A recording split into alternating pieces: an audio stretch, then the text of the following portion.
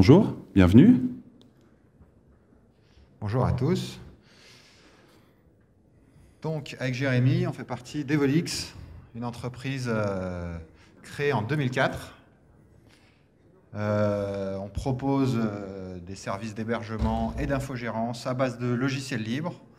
On a des bureaux en France et au Canada. Et pour situer, on infogère 750 serveurs pour 120 infra-clients à peu près. Je détaille un petit peu notre métier. Notre métier, parce que c'est important notamment pour la présentation, notre premier métier, c'est l'infogérance, prendre soin des serveurs. On fait également de l'hébergement sur 4 data centers, Marseille, Aix, Paris et Montréal. On opère notre propre réseau et on fait du conseil et de la formation sur mesure. On a une équipe de sysadmin en France et une équipe de sysadmin à Montréal, ce qui nous permet de faire du vrai 24 heures sur 24. Quand vous ouvrez un ticket, quand vous nous appelez à 22 heures, ce n'est pas quelqu'un qui se réveille ou que vous dérangez en astreinte, c'est du vrai support en permanence. Les mots-clés qu'on peut avoir, nos technologies sur lesquelles on est expert, on travaille que à base de logiciels libres, donc il y a Linux, les infraweb, la haute disponibilité, virtualisation, conteneurisation et Ansible. Et très rapidement, nos clients, on a des super clients, des agences web, des éditeurs SaaS, des médias. Voilà pour une présentation rapide. Je fais aussi une petite présentation rapide de l'équipe Evolix. On est 8 aujourd'hui. On a une forte culture sysadmin, beaucoup de shell. Et puis maintenant de plus en plus d'Ansible du coup. Et 100% de notre défi, c'est d'utiliser que des logiciels libres. Donc pour tous nos outils internes, pour la compta, pour tout ce qu'on fait, pour la visioconférence, on n'utilise que des logiciels libres. On aime se déplacer dans les conférences. En 2017, on allait au FOSDEM à Bruxelles, Web à Québec, SudWeb, DebConf à Montréal où on a été cet été. Et nos valeurs sont à l'image des logiciels libres, le partage de connaissances, la transparence. Toutes nos docs sont sur notre wiki qui est public et tout ce qu'on code, c'est sur notre forge. Il y a un miroir sur github.com/evolix. Dernier petit message, on recrute, on cherche un ambassadeur ou une ambassadrice client et on a un petit stand. Si vous voulez en savoir plus, n'hésitez pas à venir. Donc, petit historique pour parler d'Ansible. Comment est-ce qu'on installe des serveurs Linux tout au début, il y a 13 ans? Au départ, on installait tout à la main. Forcément, on installait 1 ou 2 serveurs par mois. Et puis, petit à petit, on a eu besoin d'avoir des bonnes pratiques et puis on a mis en place des procédures. Donc, on va dire, symboliquement, on faisait des copier-coller de procédures qu'on avait écrites un petit peu classiques. Puis rapidement, on a eu besoin d'avoir une homogénéité dans les installations, d'avoir s'assurer que tout soit homogène sur les serveurs qu'on a installés. Et on a mis en place un script qu'on appelle EvoCheck qui fait des checks de conformité en shell, ce qui est assez facile, qu'on utilise d'ailleurs toujours actuellement et qui vérifie point par point et qui peut nous dire en permanence si effectivement ça remplit un certain nombre de tests de conformité qui sont assez faciles à écrire en shell. Pour automatiser les installations, ça c'est les tests de conformité, on a aussi écrit là un gros script shell qui nous permet nous poser les 10 bonnes questions au démarrage et d'être rapide et efficace pour avoir des installations qui sont homogènes. Voilà. On a un souci de l'amélioration constante et une question qui est le dilemme de beaucoup de boîtes, mais qui est la question qu'on se pose toujours à Evolix, c'est du coup, voilà, on essaie d'optimiser, d'aller plus vite, mais toujours on se demande, est-ce que, au final, est-ce qu'on ne passe pas beaucoup de temps à faire des opérations répétitives? Donc notamment, il y a la fameuse équation du temps. Est-ce que si on fait plein de fois une même tâche, est-ce qu'on ne serait pas plus rapide à travailler sur cette tâche-là pour pouvoir au final gagner du temps, sachant que ça prend plus de temps au départ. Donc ça, c'est vraiment le dilemme qu'on a eu qu'on se pose en permanence, lever la tête du guidon, investir du temps, tout en restant productif, parce qu'on a 750 serveurs de prod, on ne peut pas mettre en parenthèse la prod pendant 3 mois. Donc, voilà. Et pour répondre notamment à cette question qui se pose en permanence, sur la partie automatisation, du coup, évidemment, la réponse, c'est il faut qu'on prenne le temps d'automatiser, et c'est pour ça qu'on a investi sur la partie Ansible dont on va vous parler. Donc pour nous, l'automatisation, elle passe, on le voit là, donc l'amélioration passe par l'automatisation. C'est la raison de notre chemin.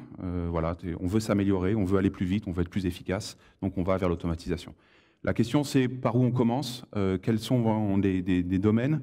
Donc on va avoir par exemple les tâches manuelles répétées, celles pour lesquelles la répétition va introduire une perte de temps, parce qu'une tâche reproduite, c'est le même temps à chaque fois, et on pourrait essayer de le rendre plus rapide. Ça va introduire une fatigue opérationnelle pour les personnes qui le font. Notamment, ça va introduire de l'erreur d'une fois sur l'autre. Et puis, ce n'est pas négligeable, l'absence de créativité. L'humain aime quand il a l'impression d'avoir un impact sur ce qu'il fait. Donc, quand il fait toujours la même chose, il se demande, est-ce qu'on ne le ferait pas mieux différemment? Et on va revenir sur le problème de l'erreur, quand on s'écarte des procédures. Donc, une des solutions, ça va être automatiser. Et en informatique, c'est un réflexe qu'on a assez souvent, parce que finalement, on a tous les matériaux sous la main. On va avoir des machines, on va avoir des logiciels, des langages de programmation, et du coup, on va s'en servir pour déléguer à la machine des choses qu'on a codifiées, qu'on a testées, qu'on a vérifiées, et ensuite, on n'a plus besoin de s'en occuper, et on va pouvoir finalement mieux utiliser notre temps, mieux utiliser notre énergie, notre créativité sur des tâches plus efficaces.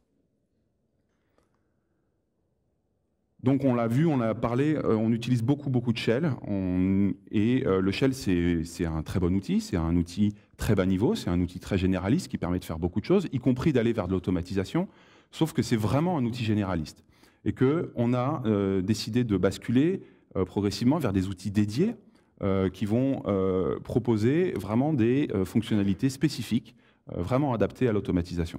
On peut dire, du coup, là, tout à l'heure, je parlais d'un gros script shell qui automatise tout et qui pose des questions.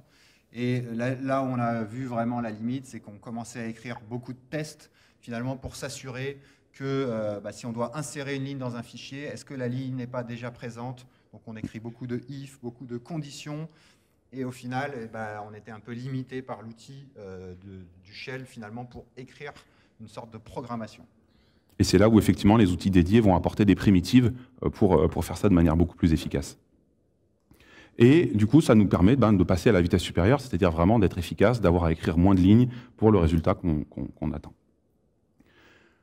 L'automatisation, pour nous, c'est vraiment synonyme de 3 apports fondamentaux qui vont être la fiabilité, l'homogénéité et la rapidité. Donc c'est le reflet de tout ce qu'on a dit jusque-là. Une fois qu'on a écarté les bugs, une fois que nos scripts, etc. sont vérifiés, ils ne vont jamais s'écarter de la procédure, donc ils vont faire toujours la même chose, on va toujours arriver au même résultat, on est homogène, on est fiable, et en plus, forcément la machine va plus vite que l'humain, et du coup, on arrive à lui déléguer et à faire des tâches après en parallèle. Quelques domaines d'application de l'automatisation dans les contextes de sysadmin, ça va être par exemple les tâches urgentes. Alors dans urgente, on entend bien sûr la nécessité d'un très court délai entre un problème qui apparaît et la réaction. Par exemple, l'application d'un patch de sécurité. Il ne faut pas attendre des heures ou voire des jours avant d'appliquer certains patchs. Il faut être capable de réagir rapidement. Sur 750 serveurs, si on veut déployer un patch de sécurité, forcément, si on fait en copier-coller, ça prend du temps. On va en oublier, on va faire oublier des étapes, oublier des serveurs, et ça va prendre plus de temps. La révocation d'accès, c'est un autre cas où l'urgence est importante. Si on sait qu'on a des accès qui ont été compromis, un portable qui a été volé, ou bien simplement quelqu'un qui s'est fait interroger, qui a dû donner son mot de passe ou des choses comme ça, on va pouvoir comme ça réagir très rapidement. Bon, ça ne nous arrive pas souvent, mais il faut qu'on soit dans la capacité à n'importe quel moment. C'est une garantie qu'il faut qu'on offre, qu'on soit dans la capacité de faire ça à n'importe quel moment. On a d'autres actions répétitives qui, là, ont moins le côté urgent, mais qui sont fastidieuses à opérer. Par exemple, lorsqu'on rajoute une nouvelle adresse IP qu'on veut autoriser sur les firewalls de toutes nos machines, il n'y a pas particulièrement d'urgence, mais bon, c'est quand même très fastidieux. Si on veut changer les accréditations, donc là, on n'est plus que dans la révocation d'accès, mais si on veut ajouter des comptes utilisateurs pour des nouveaux collaborateurs, que ce soit chez nos clients ou bien chez nous, on va comme ça l'automatiser et ça va être efficace, homogène, rapide. Et ensuite, on a aussi des cas de démultiplication. Donc là, par exemple, si vous avez donc un cluster Elasticsearch avec plusieurs nœuds et que vous voulez en rajouter un énième, si vous avez codifié la manière d'installer et d'injecter dans le cluster vos nœuds Elasticsearch, et bien du coup, le énième va être très rapide à mettre en place. On installe et on infogère aussi des instances, par exemple, de Redmine ou de WordPress sur des hébergements mutualisés chez nous. Rien ne ressemble plus à une instance de Redmine qu'une autre instance de Redmine. Et du coup, pareil, on a automatisé ces choses-là. Ou bien quand on a des load balancers qui vont renvoyer sur des frontaux applicatifs, en rajouter un énième, encore une fois, c'est assez facile, ou en enlever, faire varier ça. Et donc, du coup, le grand saut, c'est décider finalement de migrer progressivement de nos habitudes et de nos outils basés sur de shell vers un dispositif, vers un workflow où on aura tout réécrit avec Ansible. Donc là, on va vous faire une petite présentation d'Ansible rapide. C'est un projet open source, donc ça c'est très important pour nous. C'est géré depuis 2 ou 3 ans maintenant par Red Hat. Et ils ont une manière de s'en occuper qui nous va bien, notamment sur à long terme, du coup. Il y a un modèle économique sain. Qui est assez sain sur cette partie-là. Donc c'est 100% libre. Il y a vraiment une grosse communauté d'utilisateurs et de contributeurs au niveau d'Ansible. Nous, on voit sur plein de projets. Alors par exemple, il y a le projet Fedora, toute leur infra est gérée avec des playbooks Ansible. Et nous, il y a de plus en plus même des clients qui viennent nous voir en disant du coup, on fait du Ansible et c'est vraiment, ça devient un standard sur les outils d'automatisation, parce que c'est vraiment très répandu. Donc quelques caractéristiques fortes d'Ansible. Pour nous, la première, ça va être l'idempotence, qui n'est pas un gros mot, hein, ça existe dans le dictionnaire. La définition mathématique, c'est que lorsqu'on a une fonction qui applique une transformation, si on la réapplique sur le résultat de l'application précédente, on obtient toujours le même résultat. Bon, dans un contexte de sysadmin, finalement, c'est le résultat donc, qui compte, ce n'est pas les transformations. Et donc, si on roule un playbook plusieurs fois sur un même serveur, ça rajoutera pas n fois la ligne qu'on veut dans un fichier, ça fera ça proprement. Et nous, on peut dire que c'est une killer feature pour nous.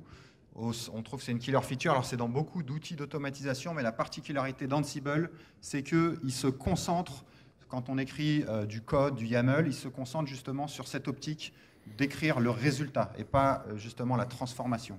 On dit « je veux cette ligne dans ce fichier-là ». Et on ne va pas se dire « je l'ajoute ». Et finalement, c'est Ansible tout seul qui, par ses mécanismes, qui va, si elle est déjà là, il ne va rien faire, ou alors il va l'ajouter. Et du coup, ça pousse à l'idempotence, et c'est vraiment une chose importante pour passer à l'automatisation, de bien comprendre ce concept d'idempotence. Ansible est très modulaire, c'est pas un outil monolithique, c'est pas quelque chose qu'on va démarrer et ensuite on va interagir, enfin c'est pas fermé, c'est vraiment un outil qui va proposer des éléments de base, des concepts différents et qu'on va pouvoir recomposer pour nos objectifs, pour notre automatisation. Et c'est très, très extensible. C'est finalement un petit peu comme un langage de programmation qui vient avec une bibliothèque standard. Et on peut aussi, évidemment, ensuite rajouter son propre code. Le premier des éléments, le plus visible, le plus évident, et ce qu'on trouve dans la documentation, ce sont les modules. Alors, un module, c'est rien d'autre que quelques dizaines de lignes de code en Python. C'est le langage qui est utilisé par Ansible pour sa construction interne. Et les modules vont être responsables de l'abstraction par rapport à l'OS.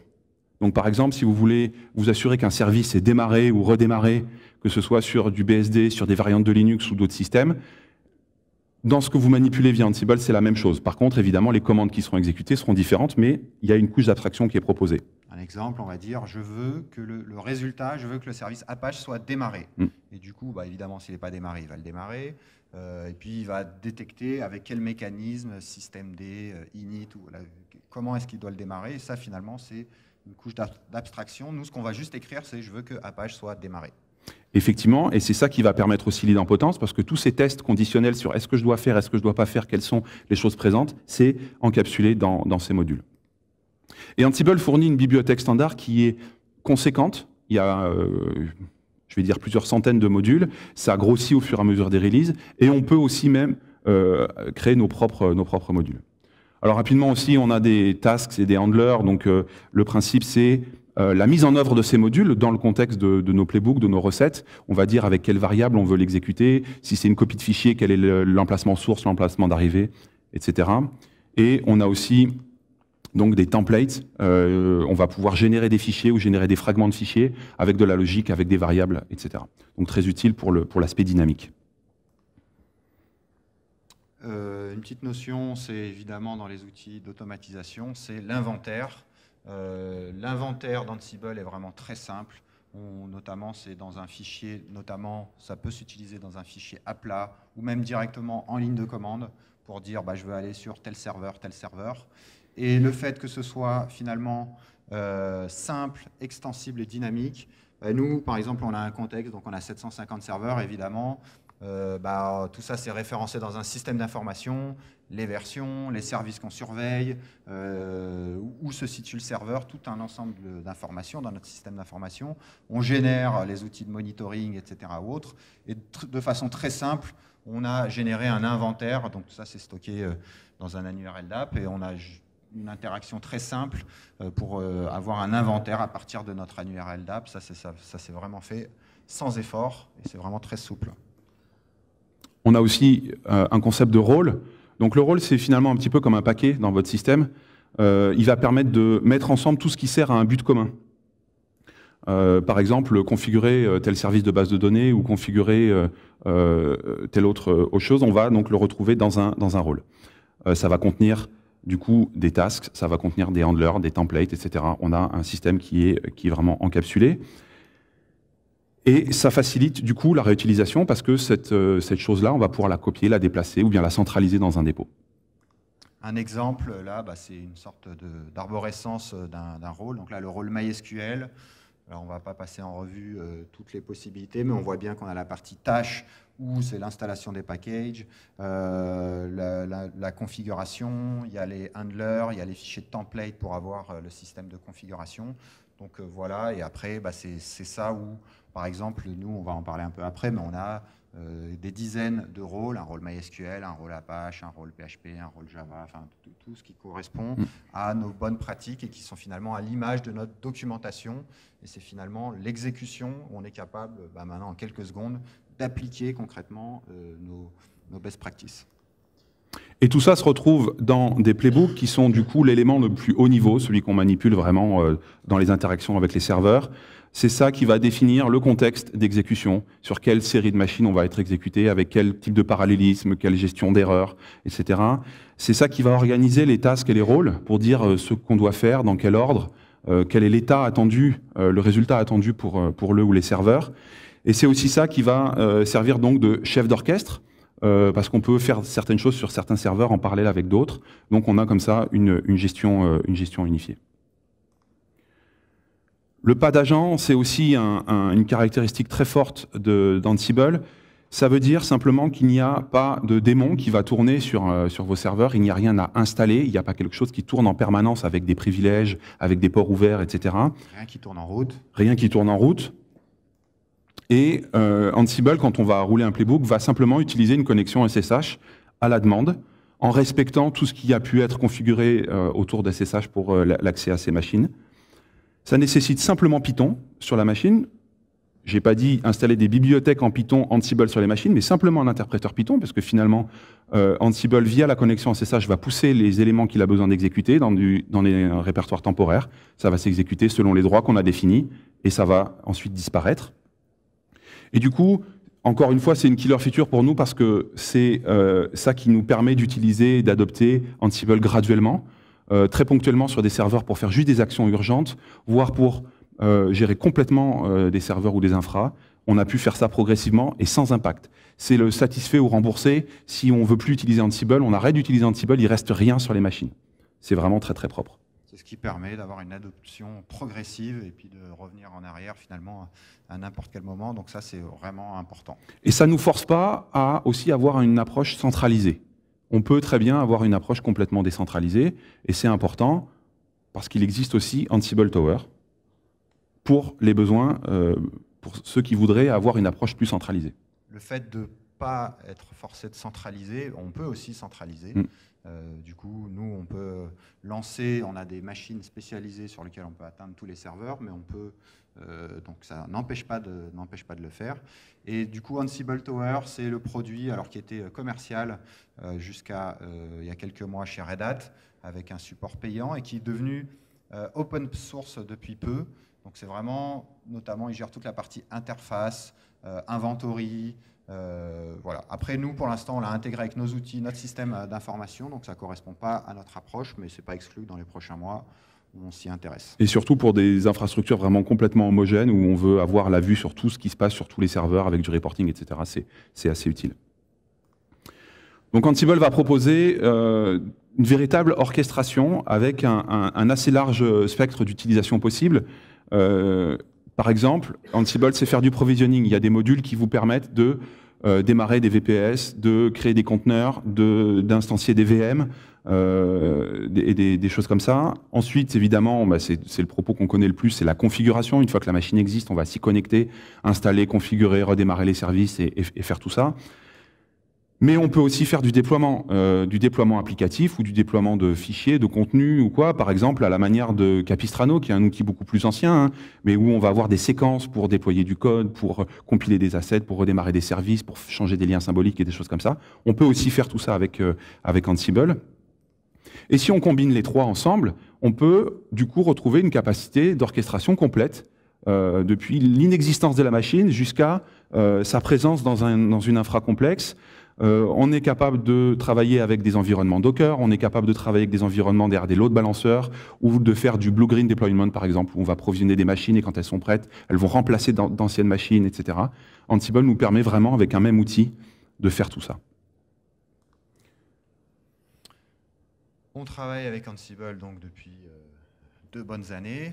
Et bon, si vous connaissez déjà Ansible, on veut vous faire un petit peu un feedback sur les meilleures astuces, on va dire, et les features qu'on trouve vraiment intéressantes dans une utilisation avancée.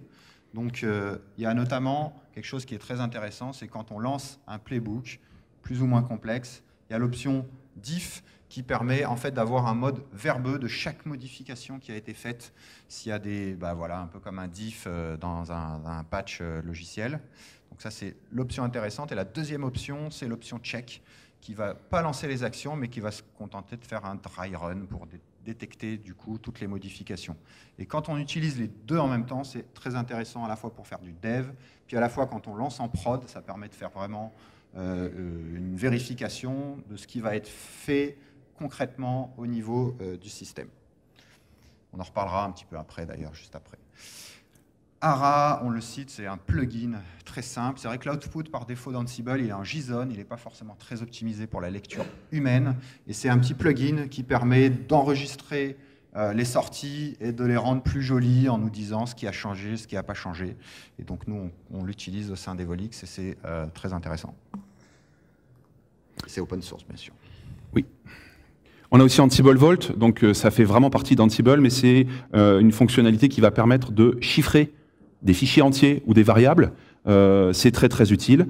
Et notamment, ça répond en grande partie notamment à la problématique de partage des secrets. Est-ce qu'on les met dans les dépôts, est-ce qu'on les met pas? Comment est-ce qu'on rend accessible toutes ces informations qui sont confidentielles? Ça a l'air trivial, mais c'est un point vraiment important qu'on ne retrouve pas forcément dans d'autres outils où finalement on peut chiffrer avec un chiffrement fort un certain nombre de secrets en dev, en pré-prod, etc. Et c'est vraiment un point important. L'autre module, on va dire, intéressant, enfin l'ensemble d'outils intéressants, c'est quelque chose qui est sorti il y a à peu près 1 an, qui est Ansible Container.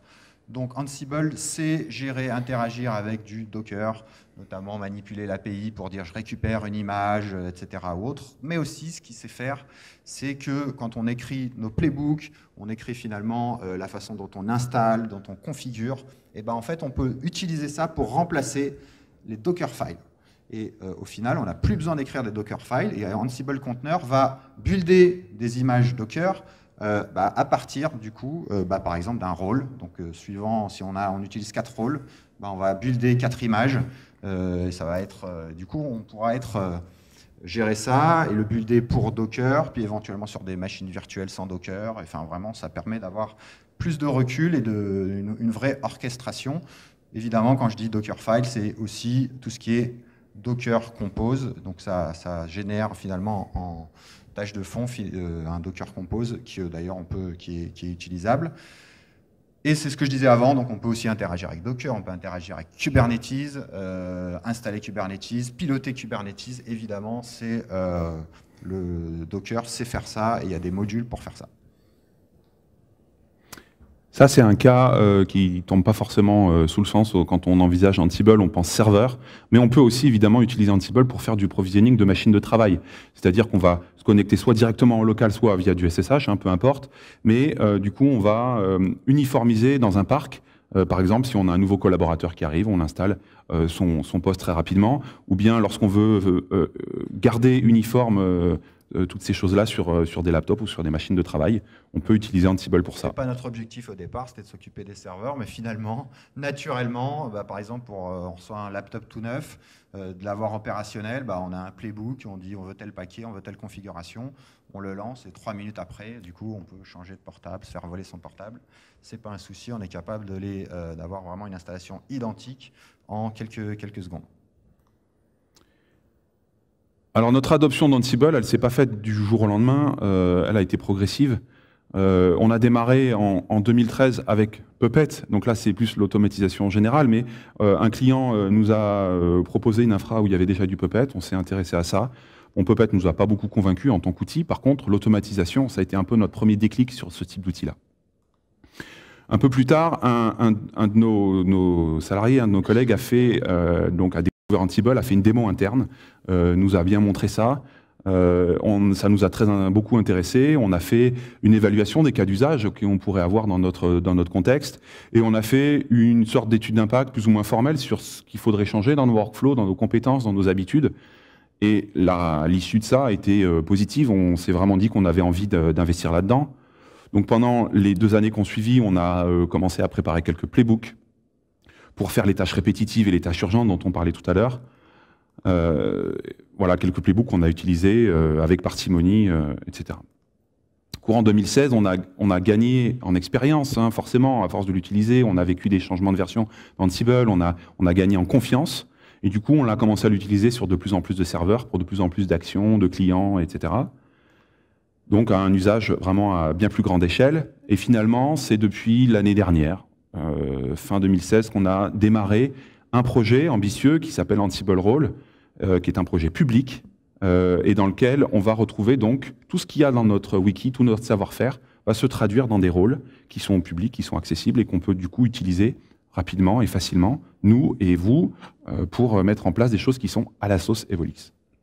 Plus besoin de nous finalement pour appliquer nos best practices, notre documentation de comment on optimise un Apache, un Nginx, un HAProxy. Finalement, il y a un rôle pour faire ça et ça nous permet, déjà nous à nos clients finalement d'installer eux-mêmes et de se retrouver dans un environnement identique à la production sans avoir besoin de nous forcément. Et voilà.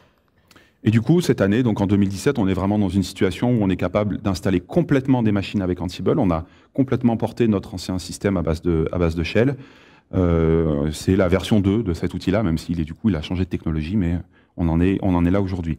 Et d'ailleurs, nos clients réclament de plus en plus Ansible, que ce soit de manière implicite, parce qu'ils nous demandent le résultat de ce que propose Ansible, ou de manière explicite, en nous disant « je connais, j'utilise ou j'en ai entendu parler, je voudrais que vous me proposiez ça ». C'est un bon moyen de partager avec eux finalement une installation. Du coup, ils ont vraiment la façon dont on installe, dont on configure, ils peuvent le lire, ils peuvent s'appuyer dessus et c'est pas basé sur une doc de « on a fait ça », c'est vraiment très concret, ils peuvent le rejouer. Exactement, et notamment ils peuvent le rejouer dans des contextes de dev ou de pré-prod où ils n'ont pas besoin de nous pour avoir les mêmes choses. Donc on a mis plusieurs années, avec une intensité variable, mais pour se mettre à utiliser ces systèmes, et Ansible en particulier. Les enjeux sont forts et on a rencontré aussi un certain nombre d'obstacles. Donc on voulait essayer de partager un petit peu ça. Le premier obstacle, la première question, le premier enjeu, c'est le changement d'état d'esprit. C'est-à-dire qu'au départ, on a une approche donc, qui est plutôt procédurale, qui est une approche du shell. Les sysadmins sont formés à ça souvent dans les écoles ou dans leurs habitudes. Et on essaye de basculer sur une approche beaucoup plus fonctionnelle avec Ansible. Et là, on a vraiment quelque chose, un paradigme à changer. C'est pas trivial pour tout le monde. Et on est vraiment dans une problématique de conduite du changement dans les équipes. Mais pour nous, ça a été accompli, on va dire, réussi. Et on en est vraiment ravis. Mais c'est un processus qu'il ne faut pas négliger. Une fois qu'on a pris la décision stratégique de faire ce genre de changement-là, il faut ensuite le faire accepter donc, à l'équipe. Et on peut le faire évidemment par autorité. Et ça ne marche pas toujours très très bien. Nous, on a choisi un mode plus souple et plus durable. C'est d'appliquer le modèle communautaire de l'open source. Alors, est-ce que c'est une idée un peu tirée par les cheveux? Pourquoi pas, mais enfin, en tout cas, ça nous a montré que c'était bien. Finalement, dans une communauté open source, on a en général une core team qui a une vision du projet, où on veut aller, la suite dans le temps, où est-ce qu'on veut aller, et qui va tenter d'embarquer avec elle un ensemble plus large de contributeurs. Dans notre contexte, ça va être effectivement quelques personnes clés au départ qui vont être moteurs sur ce changement-là et qui vont essayer d'amener les autres avec eux.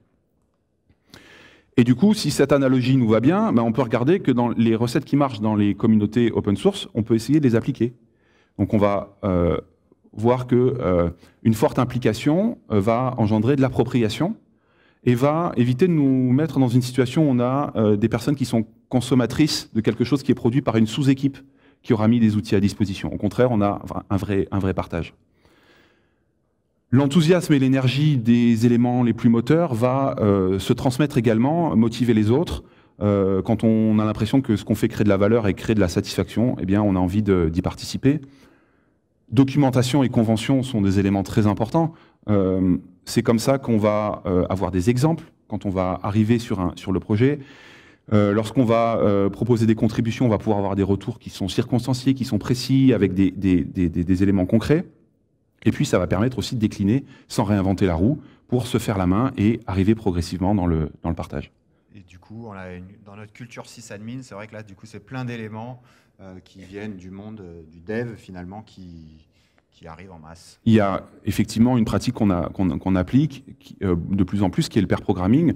On se met à deux ou à plusieurs sur une problématique où il y a quelqu'un qui, on va dire, est un peu plus junior que l'autre, soit dans l'outil, soit dans le sujet, et qui va être accompagné. Et c'est vraiment bénéfique pour les deux parties, parce que la personne qui connaît bien l'outil va comprendre comment c'est géré, comment c'est compris par quelqu'un qui connaît moins, et l'autre personne va, au contraire, elle, être accompagnée avec bienveillance et intérêt. C'est du pair sysadmin.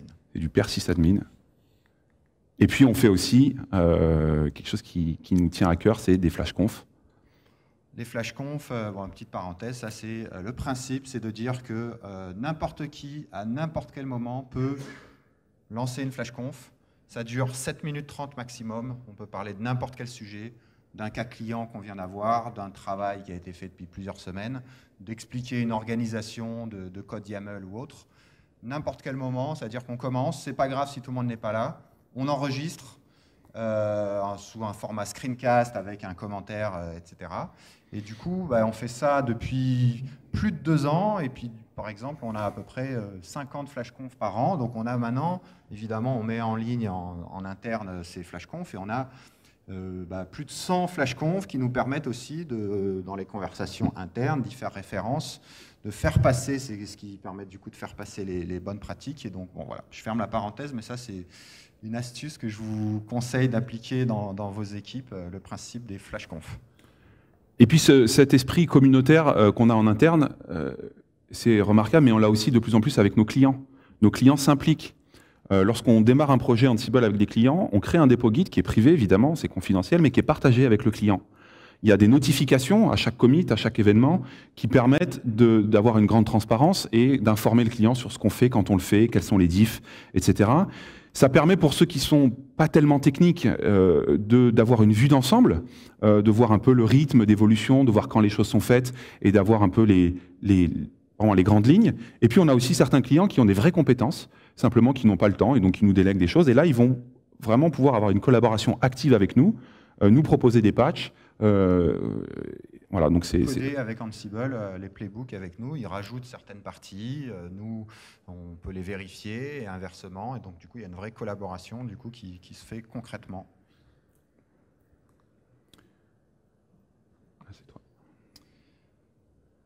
On a dit donc enjeux et obstacles. On peut parler aussi un petit peu des obstacles. L'automatisation, il y a évidemment une partie sécurité.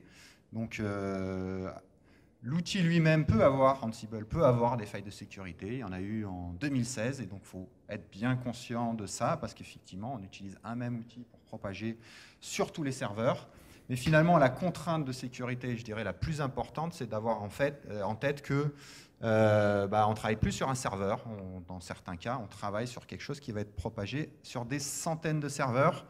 Donc on a plus de pouvoir, mais comme dirait Spider-Man, c'est ça, ça implique de plus grandes responsabilités. Donc ça, c'est vraiment l'état d'esprit à avoir en tête. Enfin voilà, la petite histoire, c'est quoi en Italie, quelqu'un il a dit en faisant une typo dans un playbook, il a effacé tous ses serveurs et tous ses backups. Bon, il se trouve que ce n'était pas vrai, c'est un mythe en fait, mais ça reste sur le principe, ça reste possible. Il faut aussi avoir ça en tête. Et ça permet, comment est-ce qu'on fait pour avoir ça en tête et l'appliquer concrètement? C'est du test. Tout tester, en tout cas le plus possible.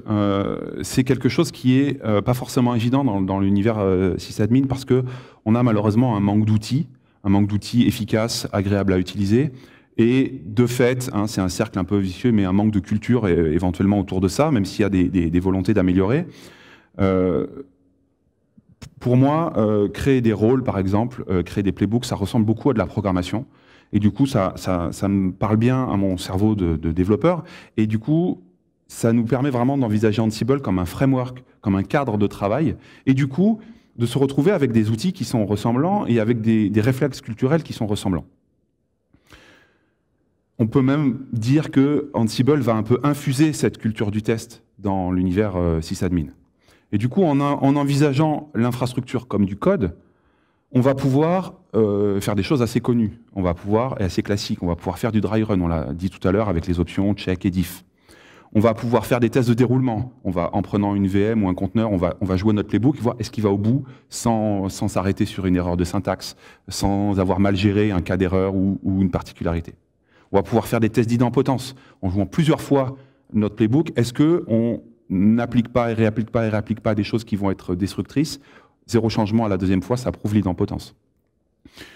On peut faire des tests de régression ou des tests de dérive. Donc là, notamment avec le check, on peut exécuter régulièrement des playbooks sans opération, mais si on a un change à la fin qui est non zéro, c'est qu'il y a quelque chose qui a dérivé. Donc on peut détecter des problèmes comme ça.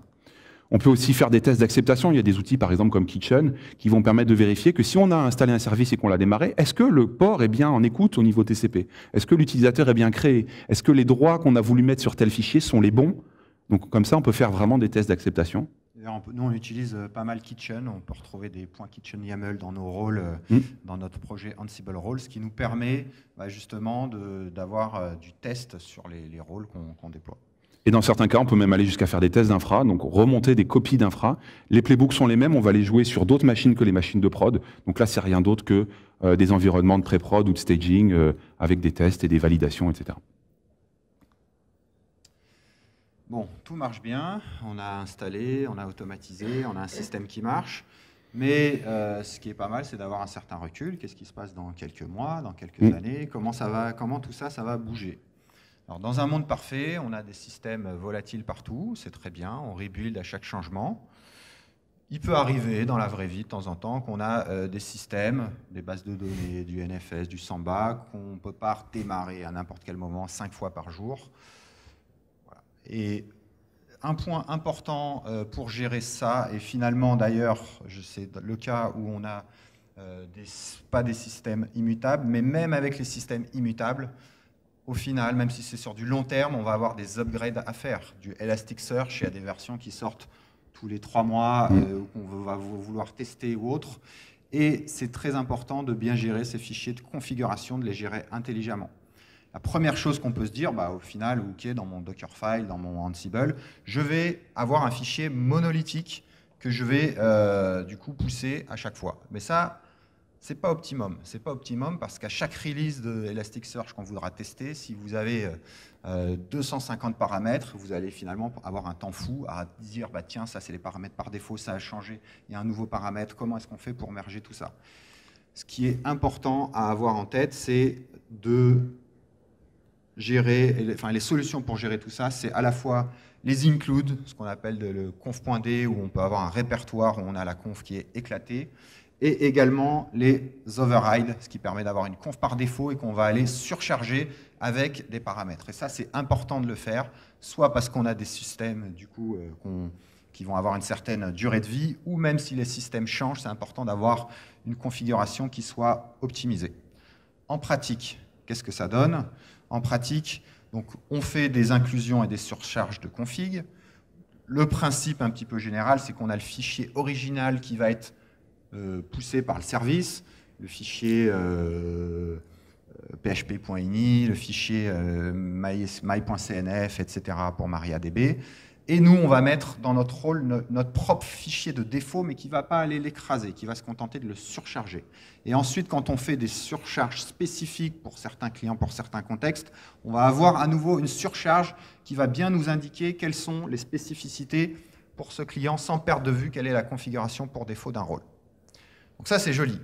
On a quelques bons clients pour ça au niveau des services. Ouais. C'est dans les services système, parce que finalement, quand on gère du coup du Docker, de l'Ansible, etc., on gère des services système. Et il y a des bons clients, Fail2Ban, Amavis, Dovecot, sysctl, qui permettent de faire ça effectivement facilement. Et des mauvais clients. Et il y a des mauvais clients. Sudo, NRPE, Postfix, même SSH ou Nginx ou autres. Et du coup, on est obligé d'utiliser des contournements. On a fait une conf cet été à Montréal, à la DebConf, qui parle justement des contournements système qu'on peut avoir pour quand même arriver à appliquer les bonnes pratiques. Notamment sur Debian, il y a pas mal d'outils qui permettent de faire ça et qui sont importants d'utiliser. Et d'ailleurs, pas que dans le contexte de Ansible, dans vos Dockerfiles ou autres, c'est important d'utiliser intelligemment ces fichiers de configuration et les outils qui vous sont proposés. C'était un bon teasing là pour qu'ils aillent voir, allez voir la vidéo sur YouTube. Sous forme de rétrospective, donc quelques années d'adoption progressive de plus en plus rapide d'Ansible, ça nous a amené avec Ansible Role, 65 rôles, 1800 commits, plus de 10 000 lignes de code utile, pas de documentation, etc. 400 jours d'existence de ce projet et 14 contributeurs qui ont partagé. Les 10 000 lignes, c'est du coup 10 000 lignes de YAML. 10 000 lignes de YAML, voilà, en enlevant les commentaires, en enlevant tout ça, c'est vraiment du code utile. On a la version 2 maintenant de notre système qui nous permet vraiment d'installer des machines entièrement avec Ansible, mais on est aussi capable, dans certains cas, pour certaines infras, de faire une gestion dans le temps complètement avec Ansible. On ne s'arrête pas à l'installation, on va aussi jusqu'à la maintenance évolutive et la maintenance corrective, qui nous permet de quasiment plus accéder à certaines machines. On a une participation interne et externe qui est de plus en plus forte, de plus en plus croissante. Nos clients s'intéressent, toute notre équipe s'intéresse de plus en plus. Les équipes support, les équipes réseau, qui étaient peut-être au départ, en tout cas les moins impliquées dans la mise en place de ça, font d'elles-mêmes des playbooks, d'elles-mêmes des rôles pour leurs propres besoins. Et donc ça prouve vraiment que c'est une adoption convaincue. Et donc pour nous, c'est une mutation réussie, dont on est vraiment ravis. Il y a encore beaucoup de choses à faire, beaucoup de chemin à parcourir, mais on vous souhaite que ça soit aussi réussi pour vous si vous vous engagez dans ce chemin-là. Merci.